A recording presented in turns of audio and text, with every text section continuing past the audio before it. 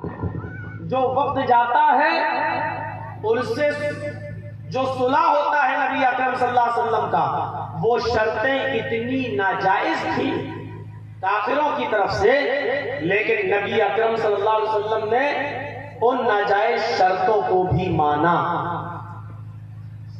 नहीं मानते तो फसाद होता, नहीं मानते तो एक जंग होती और मुट्ठी भर ये सहाबा कत्ल कर दिए जाते। आपको मालूम होना चाहिए, उलमा से आपने सुना होगा, जब हुदैबिया के मकाम पर जो शराइत तय होते हैं उसमें से पहली शर्त ये थी कि आए मोहम्मद इब्ने अब्दुल्ला, इस मर्तबा ना आपको उम्रा करने दिया जाएगा ना आपके साथियों को उम्रा करने दिया जाएगा। आप और आपके जितने सहाबा हैं सबको वापस जाना होगा। 7 मील के फासले पर मक्का। गौर कीजिए आप, मदीने से चलकर आ चुके हैं और थोड़ी दूर तक रह गया है मक्का, लेकिन शर्त क्या लगाई जा रही है? इस मर्तबा आपको और आपके सहाबा को उम्रा नहीं करने दिया जाएगा, तवाफ नहीं करने दिया जाएगा, सफा और मरवा की सही नहीं करने दी जाएगी, मक्के के अंदर एंट्री नहीं दी जाएगी। आपको और आपके सहाबा को वापस जाना होगा। आइंदा साल आप और आपके साथी उम्रे के इरादे से आ सकते हैं मक्के में, लेकिन 3 दिन से ज्यादा मक्के में रहने की इजाजत नहीं होगी। शहर हमारा, पैदाइश हमारी मक्के में हुई, हमारे आबाओ अजदाद की जमीनें और जायदाद और मकानात और हवेलियां आज भी मक्के में मौजूद, लेकिन हम ही को हमारे घर में 3 दिन से ज्यादा रहने की इजाजत नहीं। जब ये पहली शर्त लगाई जाती है, इस साल वापस जाओगे, आइंदा साल आओगे, आपने फरमाया कि आए सुहैल, मुझे तुम्हारी ये शर्त मंजूर है। दूसरी शर्त, आइंदा साल मक्के में आ तो सकते हो, लेकिन 3 दिन से ज्यादा आपको मक्के में रहने की इजाजत नहीं। नबी अकरम का जवाब सुनो कि मुझे तुम्हारी ये शर्त भी मंजूर है। आज का वो जज्बाती मुसलमान जरा गौर करे, जो थोड़ी थोड़ी सी बातों पर अपनी आस्तीनें समेट लेता है और थोड़ी सी थोड़ी बात पर कहता है कि अच्छा मेरी गलती बताओ क्या है, क्या हम हक पर नहीं है, क्या हम गलत हैं? ऐसे जज्बाती मुसलमानों को जरा सोचना चाहिए। 3 दिन से ज्यादा आपको मक्के में रहने की इजाजत नहीं, ठीक है। तीसरी शर्त, जब आप आइंदा साल मक्के में आएंगे तो हमारे साथियों की तलवारें मियान से बाहर रहेंगी, खुली हुई रहेंगी, चमकती हुई तलवारें उनके हाथों में रहेंगी, लेकिन आपको और आपके साथियों को अपनी तलवारें मियान में रखना होगी। खुली हुई तलवारें लेकर आप मक्के में दाखिल नहीं हो सकते। नबी अकरम ने इस तीसरी शर्त पर जवाब दिया, हम लड़ने के इरादे से आएंगे ही नहीं, हमारा इरादा तो उम्रे का होगा, तवाफ का होगा, सई का होगा, इसके अलावा कुछ नहीं, हम लड़ने के इरादे से आएंगे ही नहीं। इसलिए मुझे तुम्हारी ये तीसरी शर्त भी मंजूर है, अपनी तलवारें खुली रखना, हम लड़ने के इरादे से आएंगे ही नहीं, हमारी और हमारे सहाबा की तलवारें मियान के अंदर रहेंगी। चौथी शर्त ये है, आए मोहम्मद इब्ने अब्दुल्ला, अगर मक्के से कोई आदमी भाग कर हमारा अगर मदीने जाएगा तो आपको हमारा आदमी वापस करना होगा। हमारा कोई आदमी मक्के से मदीना अगर भाग कर आया तो आपको वापस करना होगा, और आपका अगर कोई आदमी मदीने से मक्का की तरफ भाग कर आया, हमारे पास आया, हमने कर लिया, हमारी वो गिरफ्त में आ गया तो हम उसको वापस नहीं करेंगे।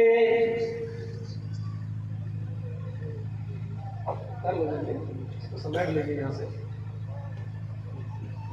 हम उसको वापस नहीं करेंगे। जबकि सुलह का तरीका ये होता है कि ठीक है, हमारा आदमी आपके पास आएगा, आप वापस मत करना, आपका आदमी हमारे पास आएगा, हम वापस नहीं करेंगे। या फिर एक तरीका ये होता है कि आपका आदमी हमारे पास आ गया, हम वापस कर देंगे, मेरा आदमी आपके पास चला जाए तो आप वापस कर दीजिए। लेकिन यहाँ तो शर्त ये है कि मक्के से कोई आदमी भागकर मदीने आएगा और आपने गिरफ्त में ले लिया तो आपको वापस करना होगा, लेकिन आपका आदमी अगर हमारे पास आ जाए तो हम वापस नहीं करेंगे। ऐसी जालिमाना शर्त, और नबी अकरम सल्लल्लाहु अलैहि वसल्लम ने इस शर्त का जवाब क्या कहकर दिया? ऐ सुहैल, मुझे तुम्हारी ये शर्त भी मंजूर है। चलिए ठीक है, मेरा आदमी तो वापस मत कर। ईमानदारी के साथ बताइए, आजकल की वीडियो होती तो क्या करते? आपका आदमी मेरे पास आ जाए, हम वापस नहीं करेंगे, और मेरा आदमी आपके पास चला जाए तो आपको वापस करना होगा। और नबी अकरम का जवाब ये था, मुझे ये शर्त भी मंजूर है। सारी शर्तें मंजूर कर ली गई। दस्तखत का टाइम आया तो अल्लाह के रसूल ने फरमाया, ऐ अली लिख दो, मुहम्मदुर रसूलुल्लाह को ये शर्तें मंजूर हैं। अब सोचने वाली बात है, और जैसे ही कहा मुहम्मदुर रसूलुल्लाह को शर्तें मंजूर हैं और लिखा जा चुका, तो यहाँ पर कुरैश की तरफ से, काफिरीन मक्का की तरफ से जो सरदार बनकर आया था, जो उनका सुहैल, उसने ऑब्जेक्शन लगा दिया। उसने कहा लफ्ज़ रसूलुल्लाह काटो, मुझे रसूलुल्लाह के लफ्ज पर एतराज है। लिखो मोहम्मद इब्ने अब्दुल्लाह को ये सारी शर्तें मंजूर हैं। हम आपको रसूलुल्लाह नहीं मानते हैं, हम आपको रसूलुल्लाह नहीं मानते हैं। अगर हम आपको रसूलुल्लाह मान ही ले तो झगड़ा किस बात का है? झगड़ा ही कोई इसलिए शुरू होता है कि हम आपको अल्लाह के रसूल नहीं मानते। आप अपने आप को अल्लाह के रसूल कहते, हम नहीं मानते। जब हम नहीं मानते तो यहाँ क्यों लिखा जा रहा है कि रसूलुल्लाह को ये शर्तें मंजूर है? लिखो मोहम्मद इब्ने अब्दुल्लाह को ये शर्तें मंजूर है।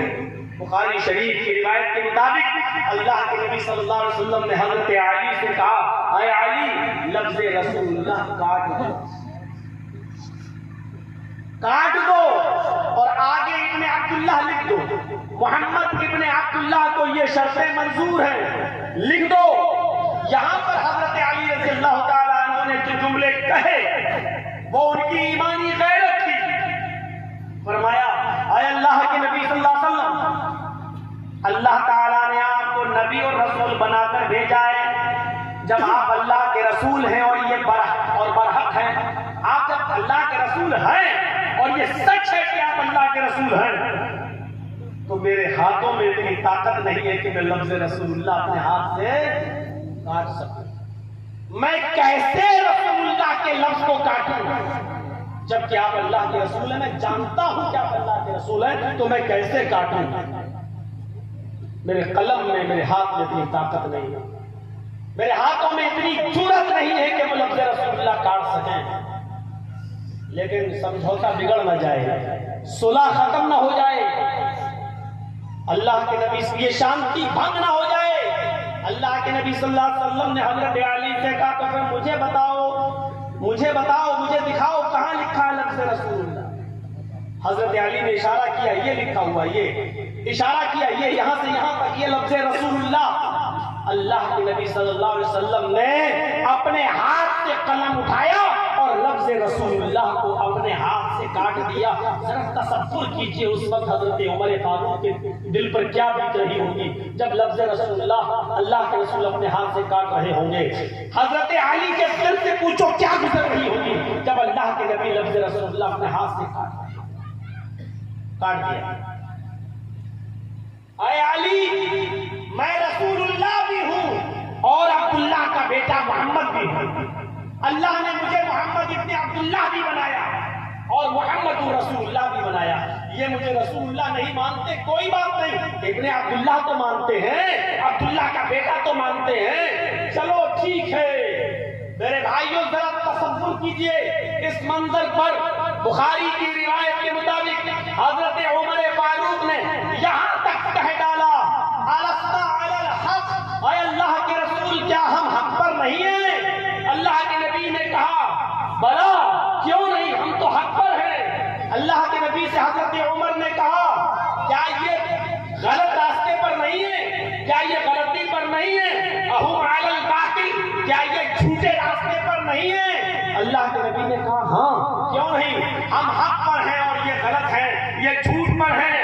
तो अल्लाह के नबी सल्लल्लाहु अलैहि वसल्लम से हजरत उमर ने कहा अरे अल्लाह के नबी, अगर हम इनसे लड़ें तो क्या ऐसा नहीं कतलाहुम फिन्नार व कतलाना फिल जन्नह, अगर लड़ाई लड़ें, जंग करें, जिहाद करें और हम इनको मार दें, इनको कत्ल कर दें तो इनके मुर्दे जहन्नम में जाएंगे, और अगर ये हमको इस जंग में मार दे और कत्ल कर दे तो हम हमारे शोहदा जन्नत के अंदर जाएंगे। क्या ये सच नहीं है?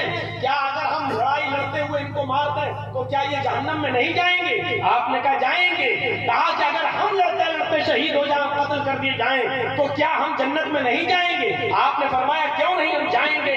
तो कहा जब ये सच है तो फिर इतना जिल्लत भरा फैसला आप क्यों कर रहे हैं, इतना दबका समझौता आप क्यों कर रहे हैं?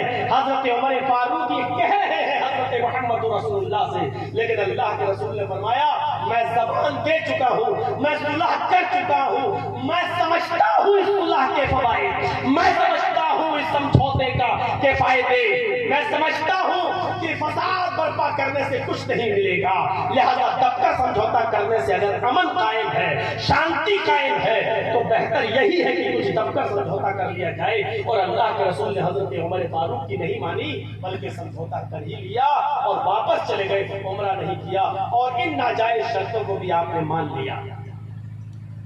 मुताला करिए नाजायज शर्तों को, जरा कोई मान के देख ले। आज इब्राहिम मानने के लिए तैयार है, वो तो जायज शर्तें भी मानने के लिए तैयार नहीं है। क्या वो फिलिस्तीनियों को उनकी जमीन छोड़ने के लिए तैयार है? नहीं। अक़वाम मुत्तहिदा की और संयुक्त राष्ट्र की क्या वो बात मानने के लिए तैयार है? नहीं। मेरे प्यारे साथियों, दबकर समझौता, अगर एक एक चीज का मुताला आज की ये मीडिया कर ले तो मेरे भाइयों इस पर घंटों बहस हो सकती है कि मोहम्मद रसूलुल्लाह सल्लल्लाहु अलैहि वसल्लम ने शांति को बहाल रखने के लिए और अमन व अमान को कायम करने के लिए इतना दबकर समझौता किया, इतना दबकर समझौता किया। सिर्फ शांति बहाल, अमन कायम, जितना इस्लाम ने अमन को कायम करने का हुक्म दिया, आप दुनिया के दूसरे मज़ाहिब के अंदर उसका अशरे अशीर भी नहीं देख सकते। खुद प्रैक्टिकल करके अल्लाह के नबी ने दिखा दिया कि देखो समझौता मेरी जात तक महदूद नहीं है, इसका ताल्लुक अमन से है, शांति से है, इसलिए मैंने दबकर समझौता किया है। दबकर, जबकि अदल का तकाज़ा ये कहता है कि जो शर्तें हमारे ऊपर लागू हो रही हैं वो आपके ऊपर भी लागू हो रही हैं। और आज मोहल्ले में, गांव में, शहर में, जिले में, सूबे में, मुल्क में या दुनिया में जितना अदल होगा उतना ही अमन होगा, और जहां अमन नहीं है समझ लो कि वहां अदल नहीं है, क्योंकि बेइंसाफी ही रास्ता खोलती है सांप्रदायिक दंगों का। बेइंसाफी ही और गैर आदिलाना निजाम ही रास्ता खोलता है फितना और फसाद का। आप अपने घर के अंदर भी आप अदल कायम करेंगे तो सुकून रहेगा। आपकी दो बीवी हैं, अगर आप एक को वक्त ज्यादा देंगे एक को कम, आपके घर में सुकून खत्म हो जाएगा। आपके 4 बच्चे हैं, एक बेटे को जमीन ज्यादा देंगे और 3 को आप थोड़ा कम देंगे, किसी एक के हक में ज्यादा छुटेंगे और दीन के हक में अगर आप कम छुटेंगे तो आपके घर में अदल खत्म हो जाएगा और अशांति होगी और झगड़े शुरू हो जाएंगे। इसी तरीके से मेरे भाइयों, जब एक मामूली घर को चलाने के लिए भी जब आपको आदिलाना निजाम चाहिए और अदल का निजाम चाहिए, तो फिर एक मोहल्ले को, एक जिले को, एक सूबे को, एक मुल्क को चलाने के लिए और एक दुनिया को चलाने के लिए भी मेरे भाइयों आदिलाना निजाम चाहिए। मैं इसको यूं भी कह सकता हूं, जिस मुल्क में जितना ज्यादा अदल होगा, जितना ज्यादा इंसाफ होगा, जितना ज्यादा आदिलाना निजाम मजबूत होगा, उस मुल्क के अंदर उतना ही ज्यादा अमन और उतनी ज्यादा शांति। जरा सऊदी अरब की सरजमीन पर नजर डालो। अरब की सरजमीन पर फितना और फसाद जोरों पर था। एक एक रोटी और एक एक बोटी के पीछे वो लड़ जाया करते थे। सीरत की किताबें अगर आप पढ़ेंगे तो आपको पता चलेगा, इस गांव के रहने वाले, इस कबीले की बकरी, इस कबीले के एक आदमी की बकरी दूसरे आदमी के खेत में चली गई, दूसरे कबीले से मुंसलिक आदमी के खेत में चली गई और थोड़ी सी घास खा ली। उसने कहा अपनी बकरी को बांध के रखो, तुम्हारी बकरी ने मेरे खेत में आके घास खा ली। इसने कहा यार जानवर है, बकरी है, खा ली तो क्या हो गया, पहाड़ टूट गया। बस इतनी सी बात पर झगड़ा शुरू होता है, दंगा शुरू होता है और दोनों कबीले आपस में लड़ते हैं और ये जंग 27 साल तक चलती है। दोनों तरफ से जब मरने वालों की तादाद गिनी गई तो मेरे भाइयों तकरीबन 40,000 आदमी दोनों तरफ से मर चुके थे, दोनों तरफ से खत्म हो चुके थे, लेकिन दंगा और फसाद उस वक्त तक भी रुका नहीं था। अब आप अंदाजा लगा सकते हैं इतनी अच्छा कौम थी अरब की धरती पर रहने वाली ये कि एक बकरी ने दूसरे के खेत में अगर थोड़ी सी घास खा ली तो इसी बात को लेकर झगड़ा हुआ तो ये झगड़ा 27 साल तक चलता है और 40,000 आदमी दोनों तरफ से बकरी के चक्कर में मारे जाते हैं, बकरी के चक्कर में, और दंगा बंद नहीं होता। ऐसी कौम के अंदर अमन और अमान और शांति को बहाल कर देना, जो एक एक रोटी और बोटी के पीछे लड़ जाते हो, औरतों की इज्जतें जहां महफूज न हो। रहीकुल मखतूम पढ़िए, सफीउर रहमान साहब मुबारकपुरी रहमतुल्लाह अलैह की औरतें खाने काबा का बिल्कुल बरहना और नंगी होकर तवाफ किया करती थी, बिल्कुल बरहना और नंगी होकर तवाफ, जहां हालत ये हो कि औरतों को कपड़े पहनकर तवाफ न करने दिया जाता हो, बल्कि औरतें अपने जिस्म के सारे कपड़े उतार कर खाने काबा का तवाफ कर रही हो। ऐसे माहौल में जिस औरत के पास जो आदमी जो मर्द जाना चाहे वो किसी आने वाले को नहीं रोक सकती थी, पूरे साल में जितने मर्द उसके पास जाना चाहे बेधड़क चले जाएं। और जब बच्चा पैदा होता था तो वो सबको बुलाती थी और अपने गोद का बच्चा जिस मर्द की गोद में डाल देती थी उसी की बीवी मान ली जाती थी और ये उसी का बच्चा मान लिया जाता था। ये औरतों की इज्जत थी। अरब की सरजमीन पर कबीले तय के गुंडे और चोर और लफंगे किसी को नहीं छोड़ते थे। जो भी काफिला आया करता था तिजारत की गर्ज से उनको दिनदहाड़े लूट लिया करते थे। फसाद बर्पा कर रखा था उन्होंने अरब की सरजमीन पर, अरब की सरजमीन पर। और अगर वो अपना माल न दें तो उनको कत्ल कर दिया जाता था। ऐसी सरजमीन पर अमन को कायम करना। बुखारी शरीफ की एक हदीस में आपके सामने रखना चाहता हूं, उसके पसे मंजर में आप जरा देखिए। हजरत आदी इब्न हातिम इस हदीस के रावी हैं।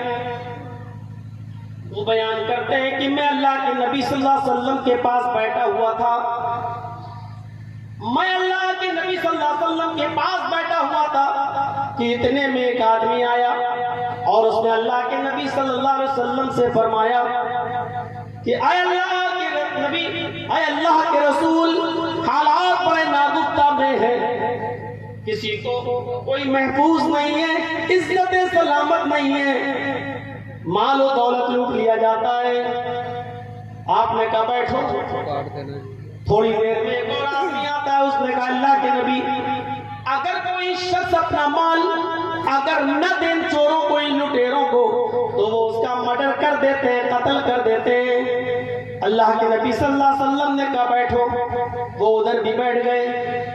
फिर हजरत आदी इब्न हातिम कहते हैं कि अल्लाह के नबी सल्लल्लाहु अलैहि वसल्लम ने मुझे मुखातब करके, मुझसे मुखातब होकर फरमाया, आया आदी, अगर अल्लाह ने तुम्हें मेरे बाद लंबी जिंदगी दी, अगर अल्लाह ने तुम्हें मेरे बाद लंबी जिंदगी दी, यानी हो सकता है मैं इस दुनिया में न रहूं, मेरे बाद अगर अल्लाह ने तुम्हें लंबी जिंदगी दी, तो तुम देखोगे एक औरत अकेले मुल्क शाम के एक शहर हीरा से चलेगी।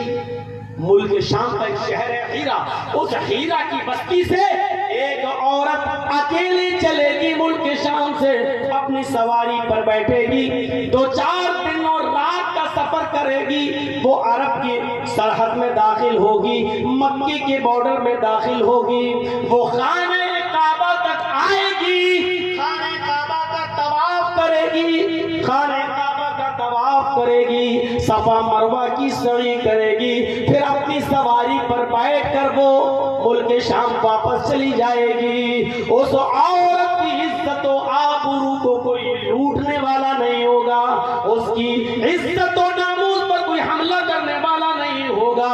आयादी, मेरे बाद अगर अल्लाह ने तुम्हें लंबी जिंदगी दी, तो तुम देखोगे एक औरत शाम से अकेले आएगी, खाने काबा में तवाफ करेगी, सही करेगी, फिर अपनी सवारी पर वापस चली जाएगी। हजरत आदी कहते हैं जब अल्लाह के नबी सल्लल्लाहु अलैहि वसल्लम ये मंजर बयान कर रहे थे, तो मेरे दिल में ये ख्याल उठ रहा था, दिल में, कि अल्लाह के नबी को क्या हो गया है, ये अल्लाह के रसूल कैसी बातें कर रहे हैं। इतने गंदे और इतने बुरे माहौल में एक औरत अकेले आएगी, और वो भी मुल्क शाम से हीरा से, और खाने काबा का तवाफ करेगी, और फिर तवाफ करके अकेले चली जाएगी। न उसकी सवारी को कोई लूटेगा, न उसके सोने और चांदी को कोई लूटेगा, न उसका सामान कोई लूटेगा, और न ही उसकी इज्जत और नामूस पर हमला होगा। ये कैसे हो सकता है? अल्लाह के नबी सल्लल्लाहु अलैहि वसल्लम जब ये फरमा रहे थे कि आदि तुम देखोगे, तो उस वक्त मेरे दिल में ये ख्याल उठ रहा था, फ़अइना तुआरुतइल्लज़ी क़द सअरुल बिलाद, ऐसे कैसे हो सकता है? ये बनु तय के गुंडे कहाँ चले जाएंगे, ये बनु तय के चोर कहाँ चले जाएंगे, ये बनु तय के ये लुटेरे, ये गासिब कहाँ मर जाएंगे, ये कहाँ गायब हो जाएंगे, जिन्होंने पूरे मुल्क के अंदर फसाद बर्पा कर दिया है। क़द सअरुल बिलाद, जिनके आतंक से पूरा मुल्क कांपता है, पूरा शहर कांपता है, जिन्होंने अपना रौब और दबदबा और अपना डर पूरी बस्तियों में कायम कर दिया हो दिलों पर, ये कहाँ चले जाएंगे? एक औरत तो नहीं छोड़ेंगे, उसका माल महफूज रहेगा, उसका सोना चांदी, ऐसा कैसे हो सकता है? फ़अइना दुआरुतइल्लज़ीना क़द सअरुल बिलाद, जिन्होंने पूरी बस्ती में, आज से 15-20 साल पहले का हमारे यहाँ का रिकॉर्ड देखिएगा, काबा का 12-15 किलोमीटर की दूरी पर चंबल घाटी है, ये मौलाना हारून साहब जा चुके हैं वहां पर, 12-13 किलोमीटर से ज्यादा नहीं, और मगरिब की आजान के बाद कोई जाता नहीं था कि नहीं इस रास्ते से नहीं गुजरेंगे, इस चंबल के डाकू हमें लूट लेंगे, हमारी बाइक लूट लेंगे, हमारी गाड़ी लूट लेंगे, हमारा पैसा लूट लेंगे। मगरिब के बाद वहां से कोई गुजरता नहीं था। ये आतंक था चंबल के डाकुओं का, इसी तरीके का आतंक था बनु तय का, कबीले तय के चोरों का, उबाशों का, गुंडों का। वही आदि इब्न हातिम ने खदशा जाहिर किया और दिल ही दिल में सोचा, अल्लाह के नबी कह रहे हैं कि औरत अकेले आएगी और तवाफ करेगी और चली जाएगी, और इतना सुकून होगा अरब के अंदर कि उस औरत को कोई छोड़ने वाला नहीं होगा, उसका माल कोई लूटने वाला नहीं होगा। कहते अल्लाह के नबी कह रहे थे तो मेरे दिल में यह ख्याल उठ रहा था, ये बनु तय के गुंडे, ये चोर, ये लफंगे कहाँ चले जाएंगे, ये कहाँ छप जाएंगे, कौन से बिलों में चले जाएंगे, जिनसे कोई बचा नहीं है, जिन्होंने पूरे मुल्क के अंदर फसाद बर्पा कर दिया। लेकिन मैंने कुछ कहा नहीं, मैंने कुछ कहा नहीं। सुनता रहा, लेकिन सोचने लगा कि ऐसा कैसे हो सकता है। अल्लाह के नबी ने फिर दूसरी बात अर्ज की, आए आदि, अगर मेरे बाद अल्लाह ने तुम्हें लंबी जिंदगी दी तो तुम एक और चीज देखोगे। रिकॉर्डिंग तुम देखोगे कि किसरा के खजाने फतह होकर हमारे हाथ में आ जाएंगे।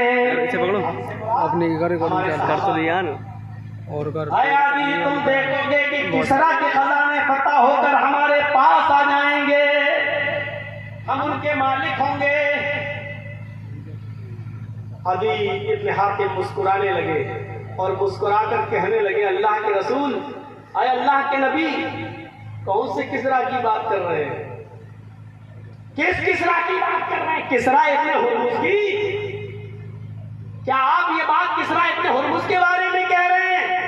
ईरान के बादशाह के बारे में कह रहे हैं? अल्लाह के नबी ने फरमाया, हाँ, ईरान के बादशाह के बारे में, मैं उसी किसरा इब्न हुर्मुज के बारे में कह रहा हूं। सुपर पावर था उस वक्त का, उस जमाने का सुपर पावर, जैसे आज के जमाने का इस दुनिया का सुपर पावर अमेरिका अपने आप को समझता है, इसी तरीके में उस दौर का सुपर पावर ईरान का बादशाह किसरा अपने आप को समझता था। और बड़ी बड़ी ताकतें उससे टकरा कर पास पास और टुकड़े टुकड़े हो जाया करती थी, कोई उनका मुकाबला नहीं करता था। अल्लाह के नबी सल्लल्लाहु अलैहि वसल्लम ने फरमाया, आए आदमी, मेरे बाद अगर अल्लाह ने तुम्हें लंबी जिंदगी दी तो तुम देखोगे कि किसरा इब्न हुर्मुज के खजाने फतह होकर हमारे पास आए। आज के इस दौर में कोई अगर आपसे ये कहे कि जर्जीस की बात लिख लो कि मेरे इंतकाल के बाद अगर तुम्हारी उम्र लंबी हुई तो अमेरिका तुम्हारे कदमों में झुक जाएगा, तो आप क्या कहेंगे? अरे ये मौलवी पागल हो गया है, इसको आप इंशाअल्लाह कहते रहिए और यूट्यूब पे चला के फजर की नमाज छोड़ते रहिए बस। तो मेरे भाइयों, कसम इंशाअल्लाह कहने से उम्मीद लगाइए कि हमें बहुत कुछ मिल जाएगा और सब कुछ ऐसा हो जाएगा। जो कौम अपने बिस्तर पर अस्सलातु खैरुम मिनन नौम की आवाज सुनकर अपना लिहाज न छोड़ सके और अपना एसी न छोड़ सके और अपना पंखा न छोड़ सके और अपना बिस्तर न छोड़ सके, वो अमेरिका को अपने घुटनों पर टिकाने का ख्वाब देखा है। बीच में बोलोगे तो सुनना पड़ेगा और ये कलेजा भी मजबूत रखिएगा। फिर 5 महीने बहुत मजबूत होकर निकलेंगे। तो मेरे भाइयों, जरा तसव्वुर कीजिए क्या कहा था अल्लाह के नबी सल्लल्लाहु अलैहि वसल्लम ने कि हाँ, उसी किसरा इब्न हुर्मुज की बात मैं कर रहा हूँ। वो जो देखा हजरत आदी इब्न हातिम ने कहा, वही किसरा इब्न हुर्मुज जिससे बड़ी बड़ी ताकतें पास पास हो जाती है, टकरा कर चूर चूर हो जाती है, जिनका कोई कुछ नहीं कर पाता। आपने कहा उसी की बात कर रहा हूँ। हाँ है, ये कैसे हो सकता है? आया कि अगर अल्लाह ने तुम्हें मेरे बाद लंबी जिंदगी दी तो तुम देखोगे, तीसरी चीज तुम देखोगे, एक चीज और, अगर तुम्हें लंबी जिंदगी दी तो तुम देखोगे कि लोग अपने घरों से अपनी मुट्ठी में सोना और चांदी भरकर निकलेंगे, अपने घर से बाहर निकलेंगे, वो गरीबों को मिस्कीनों को तलाश करेंगे कि हम अपने घर में सोना और मुट्ठी में है, मेरे घर से ले, हम अपने घर से लेके निकले, इसको किसी जरूरतमंद को दे दें, किसी की जरूरत को पूरा कर दें। वो अपने घर से सोना चांदी मुट्ठी में लेकर निकलेंगे, सुबह से शाम हो जाएगी, वो जरूरतमंद तलाश करते रहेंगे, लेकिन कोई जरूरतमंद नहीं मिलेगा उनको, और वो मुट्ठी बंद करके ही वापस आ जाएंगे। यानी उनकी मुट्ठी का वो सोना वो चांदी कोई लेने वाला नहीं होगा। हजरत आदी इब्न हातिम ने लोगों से कहा, आए लोगों, अल्लाह के नबी ने मुझे मुखातब करके 3 बातें बताई थी, 3 बातें बताई थी। उन 3 बातों में 2 बातें मैं अपनी आंखों से देख चुका हूं। आए लोगों, उन 3 बातों में 2 बातें मैं अपनी आंखों से देख चुका हूं जो सच हो चुकी हैं।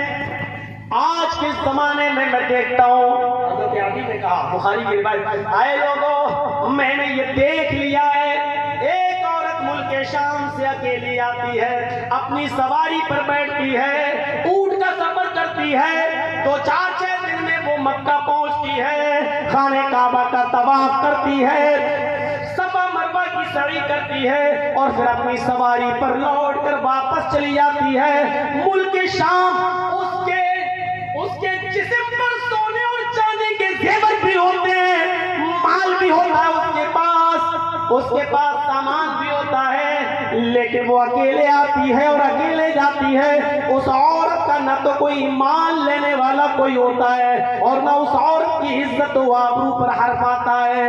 ये मंजर मैंने अपनी आंखों से देख लिया है कि एक औरत अकेले मुल्क शाम से आती है, तवाफ करती है और मुल्क शाम वापस चली जाती है। उस औरत को कोई छेड़ने वाला नहीं होता है। और आए लोगों, दूसरी चीज भी मैंने अपनी आंखों से देख ली है।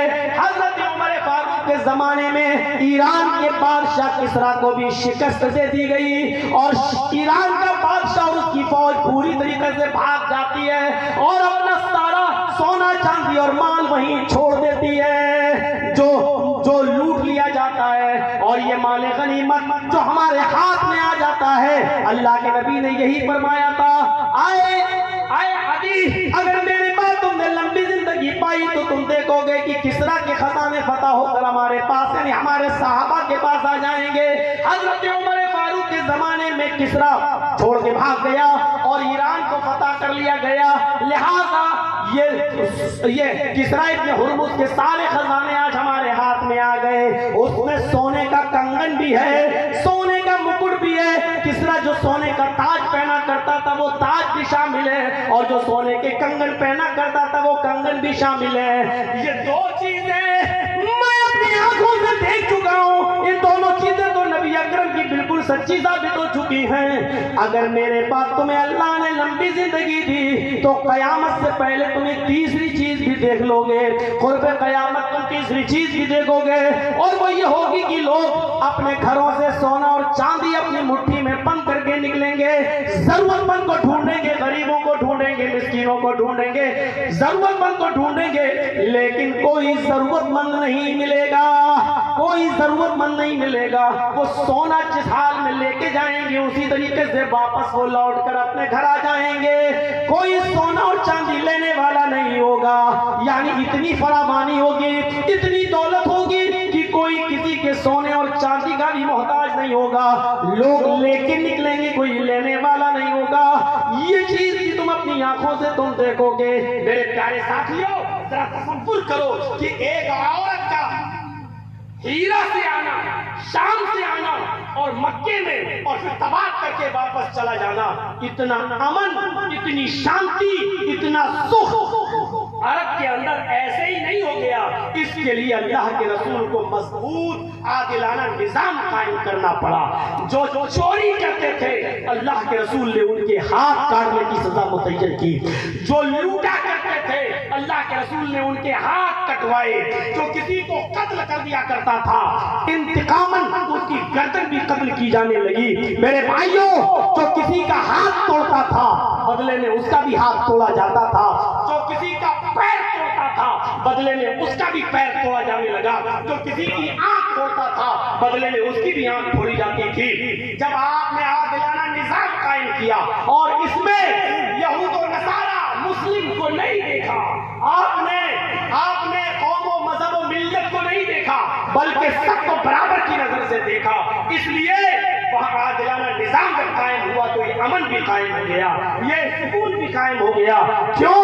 क्योंकि हम किसी को कत्ल करने से पहले 1000 बार सोचें कि अगर हम पकड़े गए तो हमारे साथ भी वही होगा। और अभी यूट्यूब पे पड़ा हुआ है, आप देख लीजिए, अभी महीना 1.5 महीना पहले सऊदी अरब के अंदर 26 साल के एक नौजवान को जो कत्ल की सजा सुनाई गई, ये वहां के आदिलाना निजाम का सबूत है। मेरे भाइयों, जिसके लिए माफी मांगी गई और नए अंदाज से माफी मांगी गई, सारे के सारे उसके कबीले के लोगों ने अपने सबों की पगड़ी उतारकर उस मकतूल के घर वालों के सामने रख दी। अरबी में अशार करने लगे, रोने लगे, लेकिन किसी भी कीमत पर मकतूल के घर वाले माफ करने के लिए तैयार नहीं।